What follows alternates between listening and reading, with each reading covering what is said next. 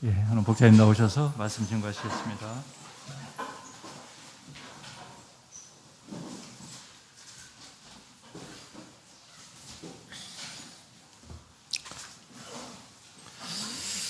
할렐루야. 주 예수 그리스도 이름으로 하나님 말씀 증거하겠습니다.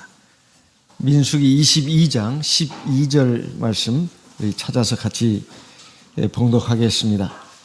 민수기 22장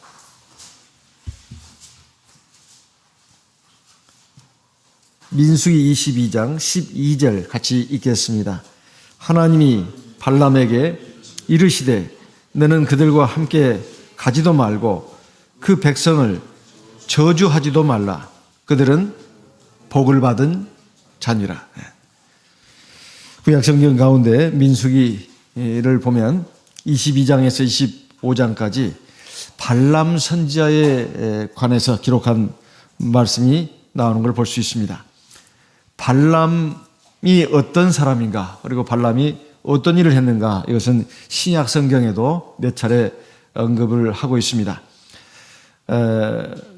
오늘 우리가 살펴보자는 말씀 민수기 22장에서 25장을 개략적으로 본다면은 하나님과 발람 선지자 그리고 하나님과 이스라엘 백성과의 관계가 어떤 것인가 하는 것을 알 수가 있습니다.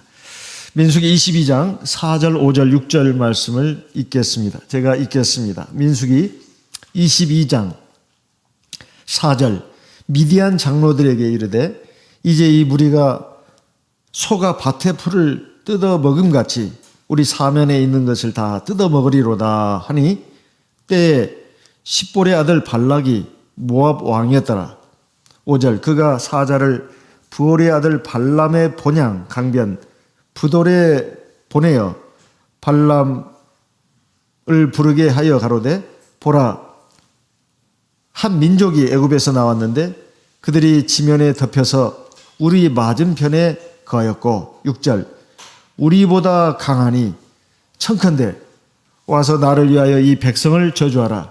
내가 혹 쳐서 이기어 이 땅에서 몰아내리라.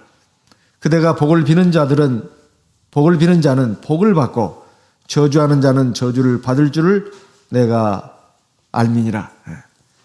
여기의 말씀은 모압 왕이 이스라엘 백성들이 애굽에서 나와가지고 홍해를 건너고 그리고 그 광야길을 갔다가 걸어서 자기들 그 땅에까지 모압 땅까지 오는 것을 이제 들었습니다. 이 모압 왕은 이 이스라엘 백성들이 정말 대단하다. 어떻게 그런 민족이 다 있나. 당시 애굽은 세계 최대 강국이었습니다. 그런데 애굽 왕 바로를 굴복시키고 그 200만이나 되는 많은 사람들이 거기서 빠져나온다고 하는 것이 이게 쉬운 일이 아닙니다. 이건 정말 어려운 일이에요. 그리고 거기서 일어났던 일들을 이 모압 왕도 그 소식을 통해서 다 듣고 있었습니다. 홍해 바다를 건넌 것도 이거 엄청난 일입니다. 그 애굽의 막강한 군대가 그 홍해 바다에서 몰살을 하고 그리고 시내산에 와서 잠시 머물더니만 그리고 이제 광야 길을 오는 동안에 일어났던 그 많은 일들을 소상하게 듣고 있었다 이 말이에요. 이건 정말로 정말 대단한 민족이다. 그래서 이제 겁을 낸 겁니다. 이들을 우리 땅에 들어오게 해서는 안 된다. 소가 들어와서 풀을 막 뜯어먹는 것 같이 우리 땅은 완전히 황폐화될 것이고 이 땅은 망하게 될 것이다. 이런 생각을 가졌습니다. 그런데 이 이스라엘 백성들을 어떻게 물리칠 것이냐 이 말이에요. 이거 쉽지 않다는 걸 알았습니다. 그래서 하나의 방법이 떠올랐는데 그것은 바로 하나님으로 하여금 저들을 저주하게 해야 되겠다. 그래서 자기 그 지경에 살고 있는 그 하나님의 선지자 발람이라고 하는 사람을 알고 있었습니다. 그래서 그를 초빙에다가 저 백성을 갖다가 저주하게 하면 이건 간단한 것이 아닌가 이렇게 생각을 했어요. 그래서 발람 선지자를 갖다가 초청을 해서 이 이스라엘 백성들을 갖다가 저주해달라고 이렇게 요청을 해야 되겠다 이렇게 생각을 한 것입니다. 민수기 22장 7절 8절을 또 제가 읽겠습니다. 모압 장로들과 미디안 장로들이 손에 복술의 예물을 가지고 떠나 발람에게 이르러 발락의 말로 그에게 고하매 8절 발람이 그들에게 이르되 이 밤에 여기서 유숙하라. 여호와께서 내게 이르시는 대로 너희에게 대답하리라. 모압 귀족들이 발람에게서 유하니라. 발락 왕이 모압 왕입니다. 모압의 장로들 그리고 미디안의 장로들을 갖다가 시켜서 많은 예물을 가지고 발람 선지자에게 찾아가게 했습니다. 발람 선지자가 그들을 맞이하면서 내가 너희에게 답을 주겠다. 그렇게 얘기를 합니다. 오늘 밤에 여기서 머물러라. 왜 이렇게 발람 선지자가 이렇게 말했을까요? 이건 분명히 의도도 알고 그리고 이미 그냥 그 많은 돈을 갖고 온 건 아니지 않습니까? 그런데 그들을 자기 집에 머물게 했습니다. 사실 민수기 22장을 보면 발람 선지자가 왜 그렇게 했는가 이걸 알 수가 없는데 신약 성경에 여러 가지 나타나는 말씀들을 보게 되면 발람 선지자가 불의의 삭슬 탐을 냈다 하는 겁니다. 왜 불의의 삭슬을 탐냈다고 말할까요? 그것은 하나님의 사람으로서 해서는 안 되는 일을 해가지고 이익을 얻겠다는 것입니다. 이게 불의의 삭슬이다 말이에요. 사람으로서 해서는 안 될 일이에요. 해서는 안 될 일을 해가지고 그것을 가지고 이익을 얻는다면 그게 바로 불의한 재물이다 하는 겁니다. 아니 하나님의 사람이 하나님의 선지자가 하나님의 백성을 갖다가 저주하라 이걸 들어준다는 게 이거 되겠습니까? 이건 안 되는 것이다 이 말이에요. 원래 하나님의 본성이라고 하는 것은 사람을 하여금 복을 받게 하는 겁니다. 그리고 하나님은 세상 모든 사람들이 서로 사랑하기를 바라십니다. 이게 하나님의 마음이에요. 그리고 하나님은 특별히 하나님의 백성을 통해서 하나님이 사람에게 원하시는 게 뭔가 세 가지를 미가 선지자를 통해서 말씀했습니다. 첫째, 자기 자신에 대해서는 공의를 행해라. 자기 자신에 대해서는 공의를 행해라. 다른 사람에 대해서는 긍휼과 자비를 가지고 사랑으로 대해줘라. 그리고 하나님을 향해서는 하나님과 함께 겸손한 마음으로 같이 동행해라. 이것이 하나님이 사람에게 바라시는 겁니다. 그래서 하나님이 사실 이 발람 선자를 놓고 본다면은 발람이 하나님의 사람이라면 하나님의 선자라면 마땅히 하나님께서 사람이 어떻게 행해야 될 것인가 하는 것을 아주 잘 알고 있었습니다. 그런데 발람이 예물을 보니까 그 많은 돈을 보니까 마음이 그냥 흔들려 버린 거예요. 그래서 발락 왕이 보낸 그 미디안 모압의 장로들 미디안 이 장로들을 갖다가 자기 집에 하루 머물게 했습니다. 자기도 양심이 좀 있었는 모양이에요. 그래서 내가 하나님께 한번 물어보겠다.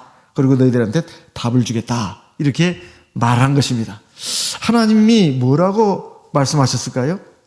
9절에 읽어보겠습니다. 민수기 22장 9절 하나님이 발람에게 임하여 가라사대 너와 함께한 이 사람들이 누구냐? 이제 이렇게 물었습니다. 그러니까 발람이 2차 저차 얘기해가지고 이렇게 온 사람들입니다. 이 말했습니다. 하나님이 뭐라고 최종적인 답변을 주셨습니까? 12절 아까 읽었던 우리가 같이 읽었던 말씀입니다. 하나님이 발람에게 이르시되 너는 그들과 함께 가지도 말고 그 백성을 저주하지도 마라. 두 가지를 말씀하셨어요. 너는 절대 그 사람들과 함께 가서는 안 된다. 이게 첫 번째입니다. 두 번째는 절대로 이스라엘 백성을 저주해서는 안 된다. 이렇게 말씀했어요. 왜 그런가? 이스라엘 백성은 복을 받은 자니라. 이렇게 말한 하나님이 말씀하신 겁니다. 하나님의 원칙은 아주 분명했어요. 그래서 발락 왕이 발람 선자를 통해서 저주하려고 했던 이 시도가 첫 번째 시도가 성공을 못했습니다. 그래서 이제 발락 왕이 거기서 포기를 안 했어요. 모압 왕이 포기를 안 했습니다. 민수기 20장 15절부터 보겠습니다. 민수기 20장 15절. 발락이 다시 그들보다 더 높은 귀족들을 더 많이 보내매 16절. 그들이 발람에게로 나아가서 그에게 이르되 십볼의 아들 발락의 말씀에 청컨대 아무것도 거리끼지 말고 내게로 오라. 17절. 내가 그대를 높여 크게 존귀케 하고 그대가 내게 말하는 것은 무엇이든지 시행하리니 청컨대 와서 나를 위하여 이 백성을 저주하라 하시다이다. 발락 왕, 모압 왕이 이제 첫 번째 보냈던 사람보다도 더 지체가 높은 사람들을 보냈습니다. 그리고 더 많은 예물을 보냈어요. 그리고는 이 발람을 갖다가 회유하는 것입니다. 더 큰 약속을 줬어요. 나 발락 왕이, 모압 왕이 그대 발람을 갖다가 높여서 존귀케 해주겠다.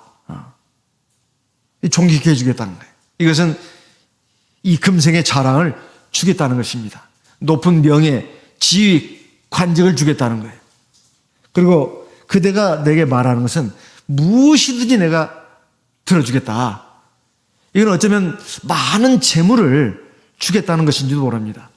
많은 땅, 많은 돈을 갖다가 그대한테 주겠다. 그러니 내 부탁 좀 들어주시오. 이 이스라엘 백성을 제발 좀 저주 좀 해주세요. 이렇게 말하는 것입니다. 근데 이런 두 번째 청탁을 받은 발람 선지자가 어떻게 했습니까? 사실 하나님은 이미 말씀하셨어요.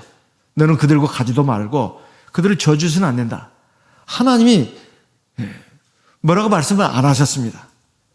그런데 이 두 번째 발락 왕의 설득에 대해서 발람이 어떻게 했는가? 민수기 20장 18절 말씀을 보겠습니다.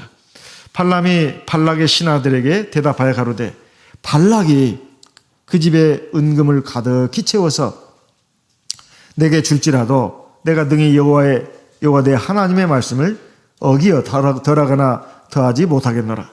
19절. 그런즉 이제 너희도 이 밤에 여기서 유하라. 여호와께서 내게 무슨 말씀을 더하실는지 알아보리라. 이 많은 재물, 또 지체 높은 사람들이니까 또 마음이 또 흔들린 거예요. 사실은 안 된다. 너희들 물러가라. 이렇게 해야 되는데 말로는, 입으로는 그렇게 합니다.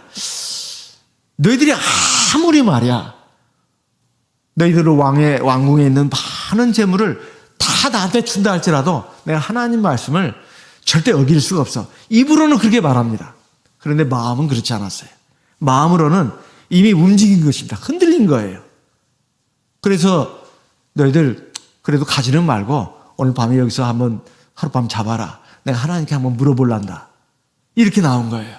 이 마음이 흔들린 겁니다. 이게 말을, 입으로 나오는 말 속의 마음하고 다른 거예요. 그래서 이제 하나님께 물었습니다. 하나님 어쩌면 좋겠습니까? 이렇게 물었어요. 그러니까 20절에 민수기 22장 20절입니다. 밤에 하나님이 발람에게 임하여 이르시되 그 사람들이 너를 부르러 왔거든. 일어나 함께 가라. 그러나 내가 네게 이르는 말만 준행할지니라. 하나님이 참 희한하게 반응을 하셨습니다. 너 그 사람들하고 같이 가라. 그렇지만은 내가 너한테 준 말만 그들한테 말해라. 이렇게 말했어요. 발람이 옳거니 됐다. 이렇게 생각을 했습니다. 그래가지고 다음날 이제 그들과 함께 같이 간 것입니다. 민수기 20장 21절. 발람이 아침에 일어나서 자기 나귀에 안장을 지우고 모압 귀족들과 함께 행하니. 민수기 22장입니다. 민수기 20장 21절, 22절 읽겠습니다. 그가 행함을 인하여 하나님이 진노하심으로 여호와의 사자가 그를 막으려고 길에 서니라. 발람은 자기 나귀를 타고 그 두 종은 그와 함께 있더니 23절. 나귀가 여호와의 사자가 칼을 빼어 손에 들고 길에 선 것을 보고 길에서 떠나 밭으로 들어간지라. 발람이 나귀를 길로 돌이키려고 채찍질하니. 우리가 잘 아는 내용입니다.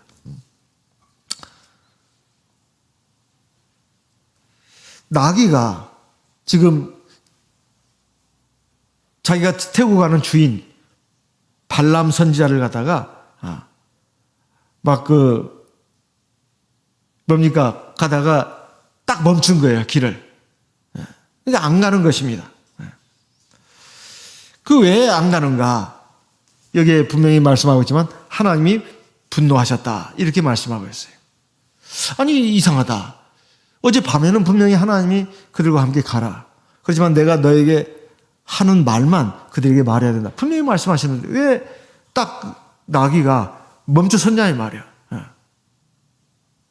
그 앞에 그 천사가 칼을 들고 이렇게 있었기 때문입니다.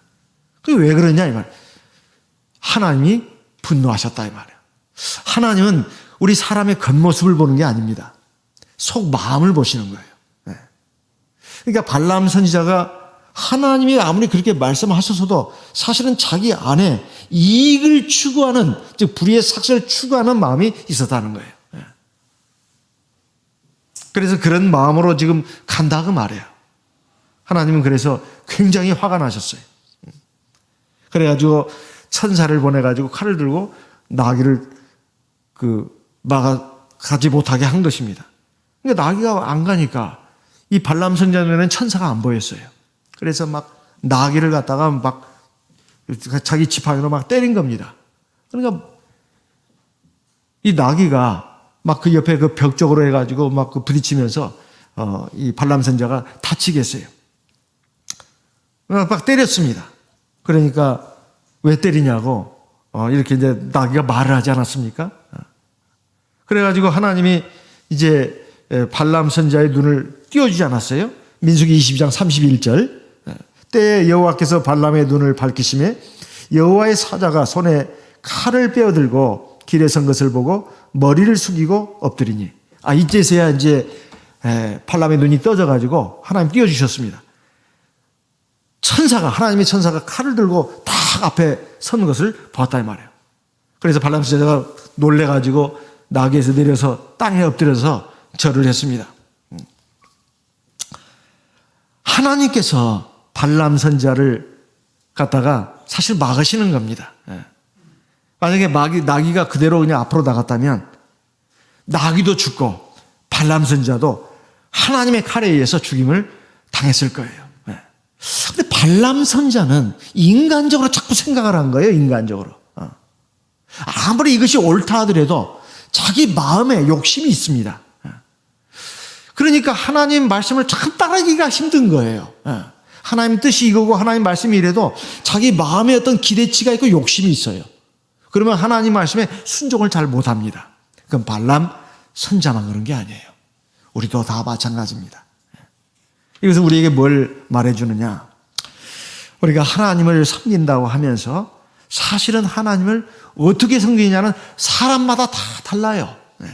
유다서 1장 9절 말씀을 보겠습니다. 신약성경 계시록 앞에 유다서가 있습니다. 유다서 1장 9절. 유다서 1장 9절 말씀입니다. 유다서 1장 9절. 천사장 미가엘이 모세의 시체에 대하여 마귀와 다투어 변론할 때에 감히 해방하는 판결을 쓰지 못하고 다만 말하되 주께서 너를 꾸짖으시기를 원하노라 했거든. 하나님을 섬기는 한 유형이 여기 나옵니다. 이건 천사장 미가엘이에요. 대단하죠? 하나님이 천사입니다. 그리고 천사장이에요. 얼마나 대단한 영적인 존재입니까? 그런데 마귀와 다툼이 일어났어요. 그 문제는 다른 게 아니에요. 모세의 시체입니다. 모세의 시체가 보면 모세가 죽고 나서 그 시체가 어떻게 됐는지 성경 기록에 안 나와요. 마귀가 이런저런 말을 합니다. 이게 말도 안 되는 말을 하는 거죠. 하나님의 천사장 미가엘이 너 그 잘못됐다. 아마 이 마귀가 온갖 엉뚱한 말을 했는 것 같아요. 근데 미가엘은 너 이놈 자식 하면서 막 뭐라고 막 쏟아붓고 악당을 일쓰고 그게 아닙니다. 정죄하는 말을 하지 않았어요. 다만 뭐라고 했습니까? 하나님께서 너를 꾸짖으시기를 원한다. 이렇게만 말했어요. 그렇게 자기 어떤 본분을 안 넘어섰다는 것입니다. 이건 쉬운 일이 아닙니다. 9절에 보면 변론할 때 감히 회방하는 판결을 쓰지 못하고, 이 판결이라고 하는 것은 재판장이신 하나님만이 할 수 있는 거예요. 이 못된 마귀놈아 지옥에나 꺼져라 이렇게 하지 않았다는 거예요. 이건 하나님만이 하실 수 있는 거예요. 엄청 화가 났겠죠. 이건 아니다 싶었겠죠. 그래도 결정적인 말을 하지 않은 것입니다. 다만 하나님께서 너를 꾸짖으시기를 원하는다 이렇게만 말했습니다. 자기 분수를 지킨 것이다 이 말이에요. 이게 바로 천사장 미가엘이 하나님을 섬기는 모습입니다. 이걸 우리에게 보여주신 거예요. 또 다른 유형이 있습니다. 11절 화 있을진저 이 사람들이여 가인의 길에 행하였으며 삭슬 위하여 발람의 어그러진 길로 올라갔으며 고라의 폐역을 쫓아 멸망을 받았다. 그 반대되는 사람들입니다. 이 사람들이 누구냐면 가인, 발람, 고라 이 세 사람이 나와요. 여기 발람이 나오네요. 이 세 사람의 유형은 어떤 사람들이냐? 공통점이 있습니다. 다 하나님을 섬기는 사람들이에요. 네. 그런데 잘못 섬기는 사람들이다 이 말이에요. 가인이 우리가 잘 알다시피 창세기 4장에 최초로 하나님 앞에 예배를 드린 두 사람 중에 한 사람은 나오지 않습니까? 가인과 아벨이죠. 가인이 하나님 믿지 않은 게 아닙니다. 하나님께 예배 드리지 않은 게 아니에요. 그런데 하나님께 예배 드리는데 자기식으로 예배를 드리는 것도 있거니와 또 하나 결정적인 문제점은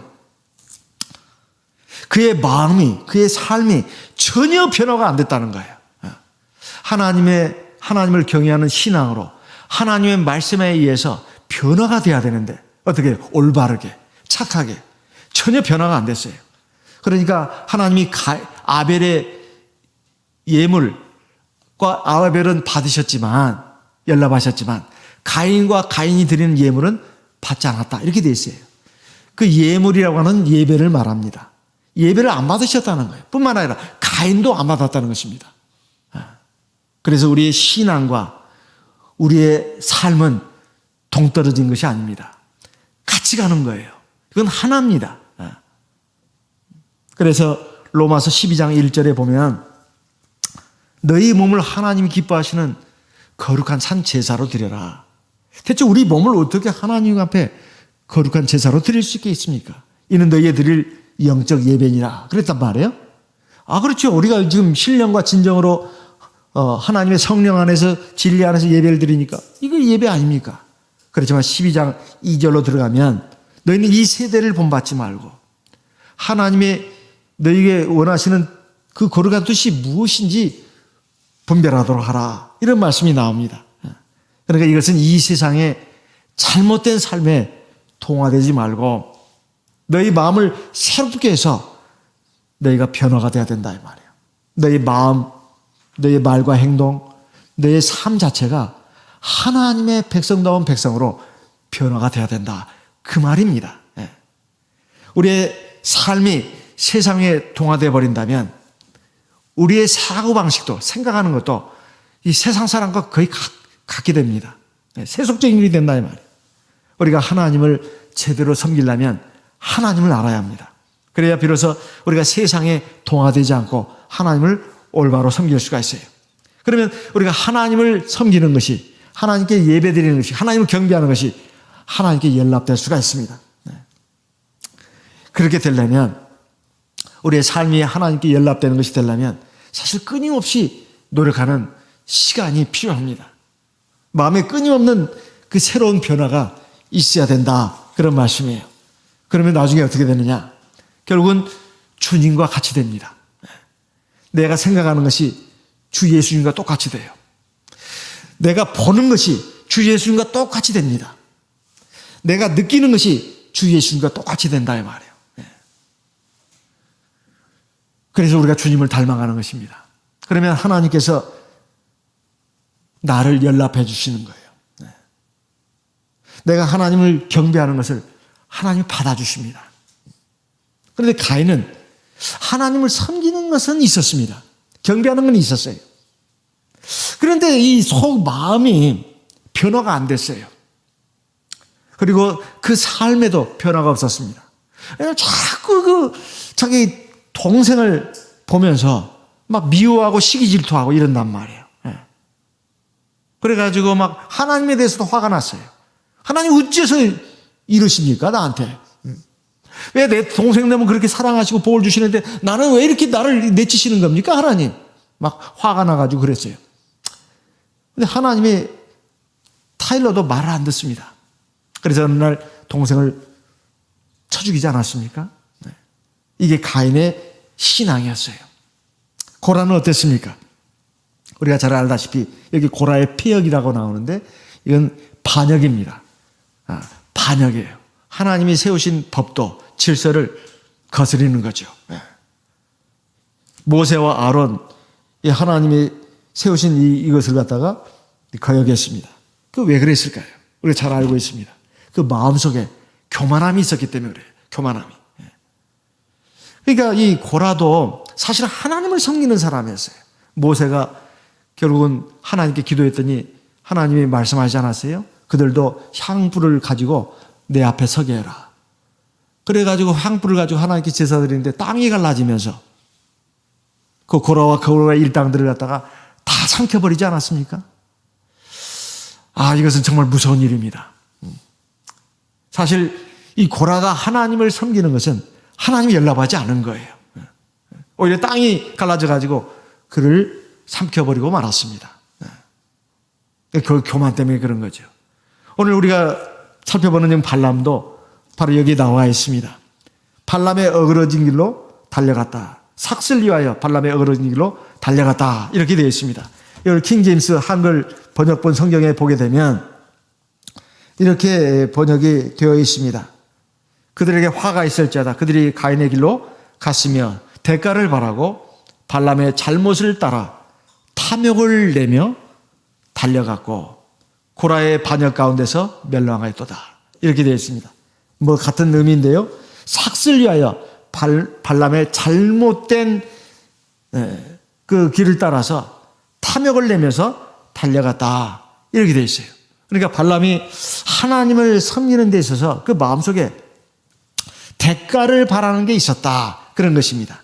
우리 다 하나님을 경외하고 사랑하고 있습니다. 이것은 우리가 하나님의 구원의 은혜에 감사하고 하나님이 또 우리에게 내 자신의 복을 위해서 명하신 것입니다. 그러면 그것으로 충분한 것입니다. 그리고 감사한 일이에요. 그런데 우리가 하나님을 섬기는 데 있어서도 여전히 내 중심이다 이 말이에요. 그러면 다른 문제가 일어날 수가 있습니다. 그러면 내가 하나님을 섬기는 것에 문제가 생길 수가 있어요. 가룟 유다가 사실 12사도 가운데 한 직분을 차지했다는 것은 이게 얼마나 이건 존귀한 일입니까? 그런데 결국은 그 직분을 잃어버리고 말지 않았습니까? 그래서 예수님이 승천하시고 나서 사도들이 의논을 했어요. 우리 12 가운데 하나가 빠졌다. 하나를 치워내야 되겠다. 그래서 그 조건을 내세운 것이 주님께서 승천하신 날까지 주님과 함께 같이 다닌 사람들 가운데서 한 사람을 우리가 선택하자. 그래가지고 택한 사람이 2사람입니다. 이 2사람 중에 누군지 하나님 제발 좀 알려주십시오 하고 기도를 했어요. 그 기도의 내용이 사도행전 1장 24절로 25절에 나옵니다. 같이 읽어보겠습니다. 사도행전 1장 24절, 사도행전 1장 24절입니다. 저희가 기도하여 가로되 뭇사람의 마음을 아시는 주여, 이 2사람 중에 누가 주의 택하신 바 되어 25절 봉사와 및 사도의 직무를 대신할 자를 보이시옵소서. 유다는 이를 버리었고 제 곳으로 갔나이다 하고, 지금 이 사도들이 하나님 앞에 기도를 하면서 지금 구한 것이 뭡니까? 하나님 이 2사람 중에 한 사람 하나 좀 점지해 주세요. 그렇게 기도하기 전에 중요한 말을 했습니다. 모든 사람의 마음을 아시는 하나님이요. 이게 굉장히 중요합니다. 모든 사람의 마음을 아시는 하나님이시요. 이 2사람 중에 누가 주의 택하신 자입니까? 그들이 초점을 둔 것은 뭐냐면 사람은 사람을 볼 때 겉모습을 봅니다. 그래서 정확하게 그 사람을 알 수가 없어요. 저 사람이 어떤 사람인지 잘 알 수가 없어요. 사람의 판단력도 불완전합니다. 그리고 그 사람의 겉모습이 다가 아니에요. 근데 하나님은 속을 보십니다. 그 사람 안에 진짜 신앙이 있는지, 그리고 그 사람의 마음이 바르고 착한지, 그리고 참 지혜가 있는지, 이걸 하나님만이 정확하게 아셔요. 근데 당시에는 아직 지금 성령을 받기 위해서 기도하는 중이라 성령이 그들에게 없었어요. 우리가 잘 아는 바와 같이 지금 열흘 동안 열심히 지금 기도하는 중 아닙니까? 이 열흘이 지나면 오순절이 되는데 성령이 내리죠. 아직 성령이 없었기 때문에 그들은 그렇게 간절히 기도하고 나서 제비뽑기를 했습니다. 오늘날은 성령이 계시기 때문에 우리를 인도하십니다. 제비뽑기를 할 필요가 없어요. 교회에서 하나님의 일꾼을 세우는 데 있어서 가장 중요한 게 뭐냐면 바로 기도입니다. 이건 그것만이 필요한 게 아니에요. 우리가 살아가면서 인생의 중요한 문제를 결정할 때 반드시 기도해야 합니다. 하나님, 내 마음과 생각은 불완전합니다. 내가 뭘 어떻게 할지를 모르겠습니다. 하나님 알려주십시오. 하나님은 모든 걸 다 아십니다. 그리고 모든 사람의 마음도 아셔요. 기도를 해야 합니다. 하나님이 인도해 주십니다. 우리로 하여금 누가 하나님의 기뻐하심을 받고 하나님의 사람으로 적합한지를 알려주신다 이 말이에요.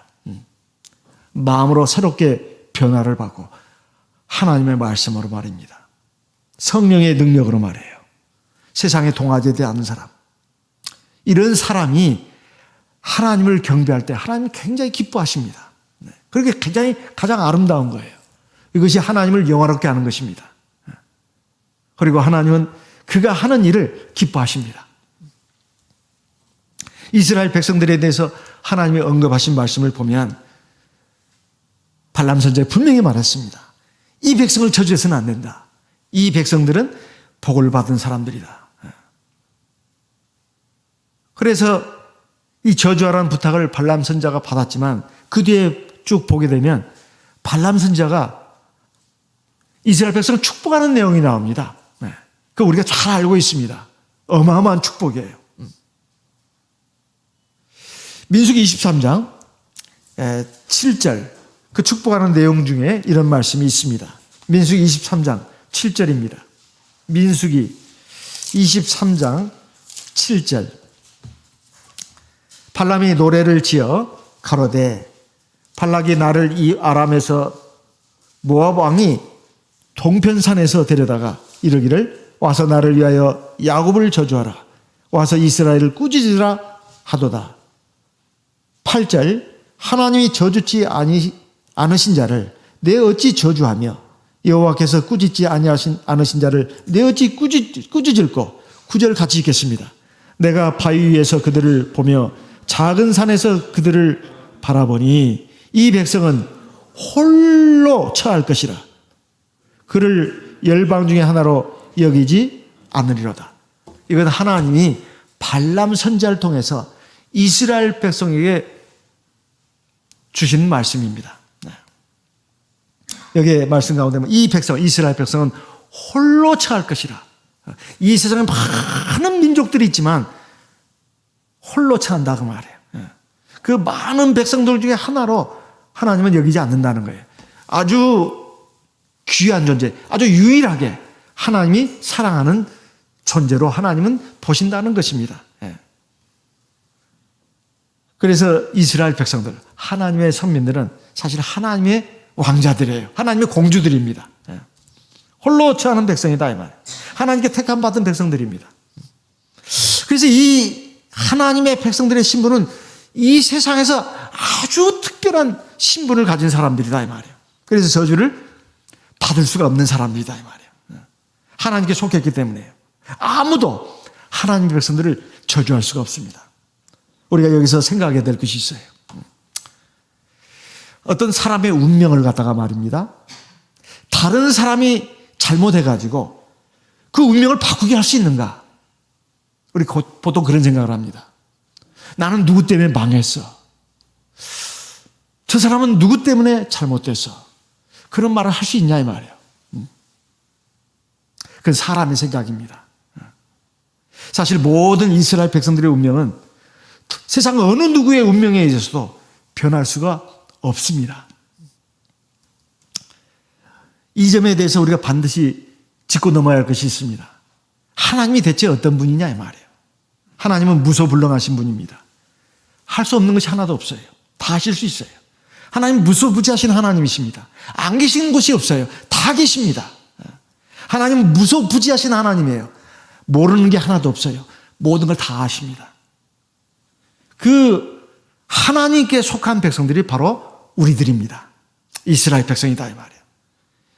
이 전능하신 하나님 아래에 있는 하나님의 백성들을 갖다가 누가 감히 그 운명을 바꿀 수가 있겠습니까? 그런데 바벨론 나라가 말해요. 이스라엘 백성들을 갖다가 사로잡아서 바벨론을 끌고 갔습니다. 참 이상한 일이죠. 우리가 인간적으로 생각할 때는 그랬습니다. 바벨론 나라의 국력이 워낙 강했기 때문에 당시는 세계 최대 강국이었습니다. 이 바벨론 나라가 너무 군사력이 막강했기 때문에 이스라엘 백성들을 공격해가지고 이겼기 때문에 이스라엘 백성들 포로로 붙잡아간 것일까요? 그건 사람의 눈입니다. 하나님의 말씀 예레미야서에 보게 되면 그게 아닙니다. 26년 동안인가요? 하나님이 예레미야 선지자를 통해서 계속 경고했어요. 그리고 계속 타일렀습니다. 회개하라고, 돌이키라고. 너희들 우상 섬기지 말고 그 죄악의 길로 가지 말라고. 그리고 하나님만을 경배하고 하나님 말씀에 제발 순종하라고. 이것을 26년 동안이나 계속 말했는데도 안 들었어요. 이스라엘 백성들이. 이스라엘 백성들이 돌이키기를 원치 않았습니다. 그래서 이스라엘 그 바벨론 나라로 하여금 붙잡아가게 한 겁니다. 이것도 하나님이 미리 말씀하셨어요. 그런데도 안 들었어요. 그리고 70년 동안 그 바벨론 나라에서 포로 생활을 할 것이다. 그리고 70년이 지나면 이제 다시 돌아오게 하겠다. 그래서 70년이 지나니까 이스라엘 백성들이 가나안 땅으로 돌아왔습니다. 하나님께서 이제 왕조가 바뀌었습니다. 페르시아로, 바사로 말해요. 그 고레스의 왕의 마음을 감동시켜가지고 조서를 꾸며서 전국에 하달하게 했어요. 이 나라에 있는 모든 이스라엘 백성들은 고국으로 돌아가게 하라. 그래 돌아온 것입니다. 네. 하나님의 택한 백성, 하나님의 선민은 말할 것도 없거니와 이상 모든 사람들의 동향까지도 하나님이 주관하신다는 것을 명명백백하게 보여주신 사건입니다. 모든 사람들의 운명이 사실 하나님의 손 안에 있어요. 각 사람의 개개인의 운명도 다 하나님의 손 안에 있습니다. 이것이 우리가 하나님에 대해서 마땅히 가져야 될 믿음이에요. 하나님이 허락하지 않고서는, 하나님이 원하시지 않다면 어느 누구도 내 운명을 바꿀 수가 없습니다. 우리는 다 하나님 앞에서 특별한 신분을 가진 사람들이기 때문에 그렇습니다. 베드로전서 2장 9절 말씀을 보겠습니다. 베드로전서 2장 9절입니다. 베드로전서 2장 9절. 베드로전서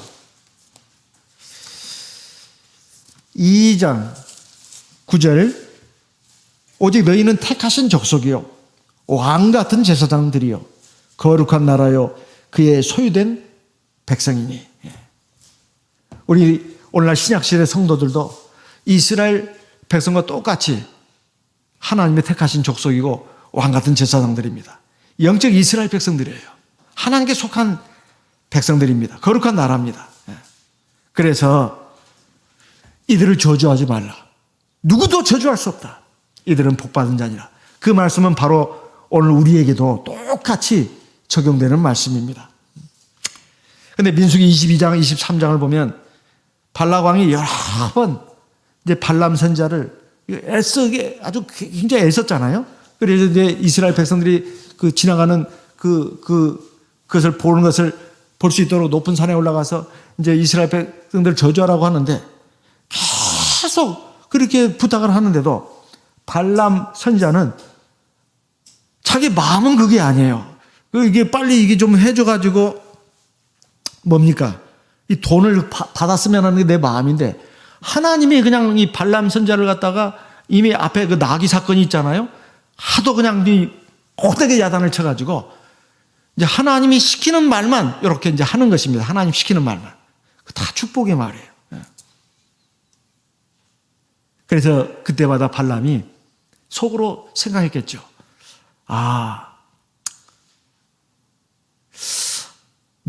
마음은 참 이 금전적인 대가 이것이 너무 탐이 나는데 하나님의 능력을 내가 이길 수가 없구나. 자기가 이게 말을 할 때마다 전부 다 입에서 나오는 말은 하나님의 백성이라 축복이에요. 하나님의 능력이 굉장히 크다는 것을 절감을 했습니다. 그런데 말이에요. 이 발람이 결국은 한 가지 것을 생각이 됩니다. 그게 뭐냐면 어쨌든 이 이익을 절대 놓칠 수가 없어요. 내 일생일 때 이건 한 번밖에 없는 기회일 수도 있어요. 이 엄청난 이익을 갖다가 어떻게 포기하냐 이 말이에요. 그래서 저주를 하지는 않았는데 어떻게 하면 이스라엘 백성들을 망하게 할까? 그리고 이 발락 왕의 소원을 들어줄까? 이걸 생각을 해냈어요. 민수기 31장 15절입니다. 민수기 31장 15절. 민수기 31장 15절. 모세가 그들에게 이르되 너희가 여자들을 다 살려두었느냐? 16절. 보라, 이들이 발람의 꾀를 조차 이스라엘 자손으로 부올의 사건에 여호와 앞에 범죄케 하여 여호와의 회중에 연병이 일어나게 하였느니라. 여기 보면 발람의 꾀가 나옵니다. 무슨 꾀일까요? 저주하라는 말은 못하게 됐어요. 그런데 발람의 꾀가 일어났어요. 그래가지고 미가서 6장 5절에 보면 발락 왕에게 이 발람이 그 꾀를 제공을 합니다. 계책을. 그 계책이 뭐나 하면은 바로 우상을 섬기는 제사를 드리게 하는 거예요. 그런데 당시 모압이나 암몬 그 다나안 지역에 우상을 숭배하는 그 숭배 중에서 참 기가 막힌 숭배가 있었어요.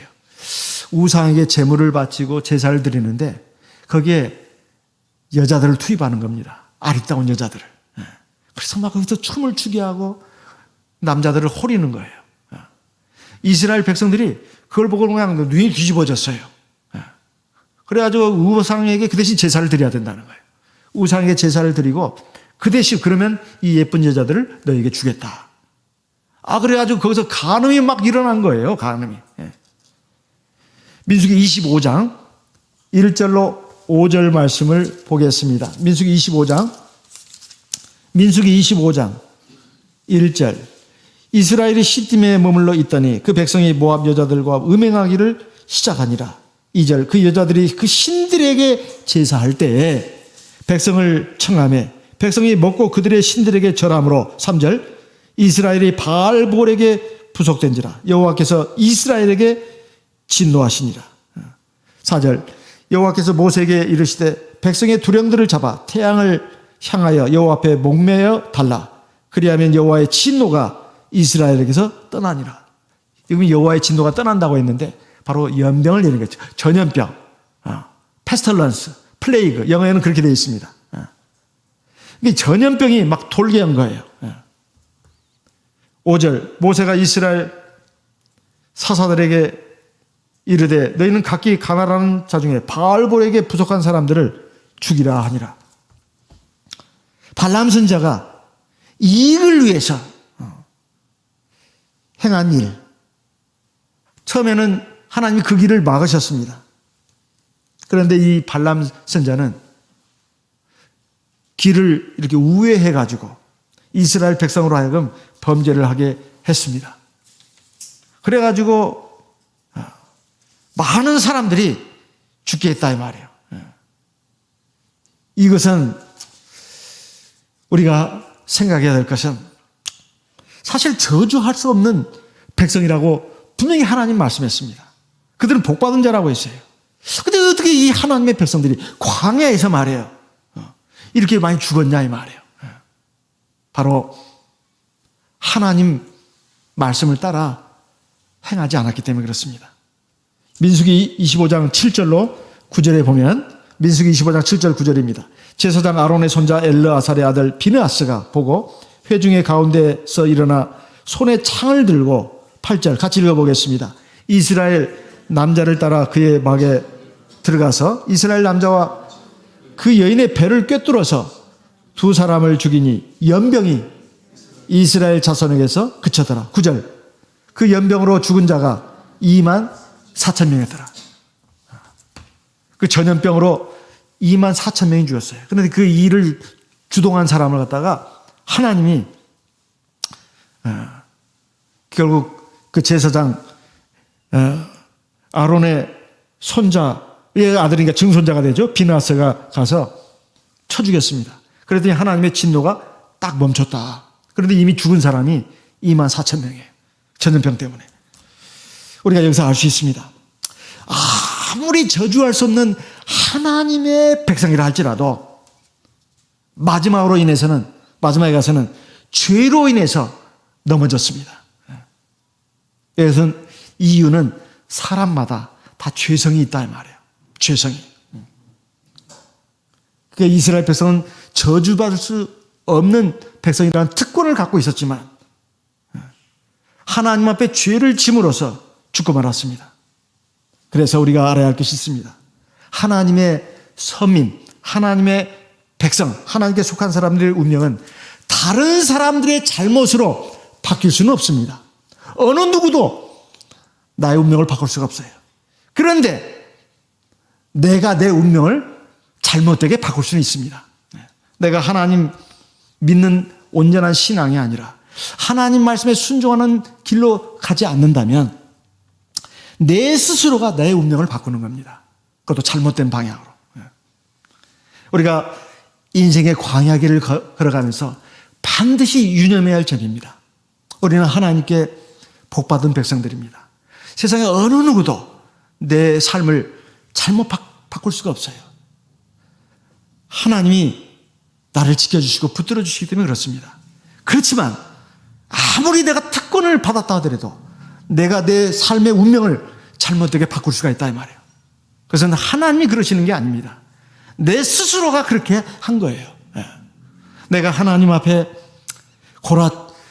가인처럼 그렇게 한다거나 고라처럼 그렇게 한다거나 혹은 발람처럼 그렇게 한다면 이것은 내가 아무리 하나님께 복받은 백성이라 할지라도 내가 결국은 저주받는 그 사람이 되는 길로 나를 떨어뜨리는 것입니다. 우리가 하나님 앞에서 참 감사해야 될 것은 하나님 우리 연약함을 아십니다. 우리가 아무리 세례를 받고 성령을 받아도 내 안에 옛사람의 기질도 있고 죄성이 있다는 거 하나님은 잘 아십니다. 우리를 사랑하시고 우리를 불쌍히 보십니다. 그래서 우리에게 최고의 도우미를 주셨어요. 바로 성령입니다. 보혜사 성령을 믿고 의지하면서 성령으로 기도하면서 하나님 말씀을 따라가면 하나님께서 우리를 이끌어 주십니다. 제가 오늘 예배 전에 참 귀한 전화를 받았어요. 우리 김학범 형제님 어머니 대전에 살고 계시는데 특별히 전화를 주셨더라고요. 목자님 너무나 기쁜 소식입니다. 저희 손녀딸이 다은이가 있는데 어젯밤에 집에서 온라인으로 예배를 드리다가 예배 시간에 성령을 받았습니다. 그러는 거예요. 이제 말씀 예배 다 듣고 그리고 이제 기도 같이 하지 않습니까? 그때 성령을 받았다는 거예요. 그리고 막 울었대요. 막. 그 3남매가 있는데 우리 학범 형제 3남매가 있는데 그 큰딸 예은이 그리고 그 막내 강민이 이미 성령 받았잖아요. 그런데 이제 이번에 그 둘째 다은이가 성령을 받았답니다. 참 너무 감사한 일이에요. 뭇사람의 마음을 아시는 하나님께서 성령을 주신 겁니다. 비록 회당에 모여서 예배는 드리지 못하더라도 사람의 손으로 짓지 않는 하나님의 신령한 성전에서 하나님께 예배를 드리잖아요. 두세 사람이 내 이름으로 모인 곳에는 나는 그들과 함께 하겠다. 하나님은 거짓말 하시는 분이 아닙니다. 그 마음을 보시는 거예요. 그래서 그 귀한 선물, 보혜사 성령을 거기다 쏟아 부어주신 거 아닙니까? 참으로 하나님께 감사합니다. 어디 성령뿐이겠습니까? 우리가 인생을 살아가면서 하나님께 우리가 받을 은혜는 또 많이 있습니다. 무사람의 마음을 아시는 하나님께서 그 마음을 보시고 복을 주십니다. 우리는 하나님 앞에 복받은 백성들입니다. 이것이 저주가 되지 않고 끝까지 복으로 이어지고 영원한 복으로 이어지려면 우리가 어떻게 해야 되겠습니까? 우리는 발람 선지자를 통해서 교훈을 얻어야 됩니다. 그리고 미가엘 선지자를 통해서도 천사를 통해서도 교훈을 얻어야 되겠습니다. 우리 다 같이 그 길로 갈 수 있도록 하나님의 인도하심을 구하는 저와 우리 모든 성도님 되시기를 바랍니다. 다 같이 묵도하겠습니다.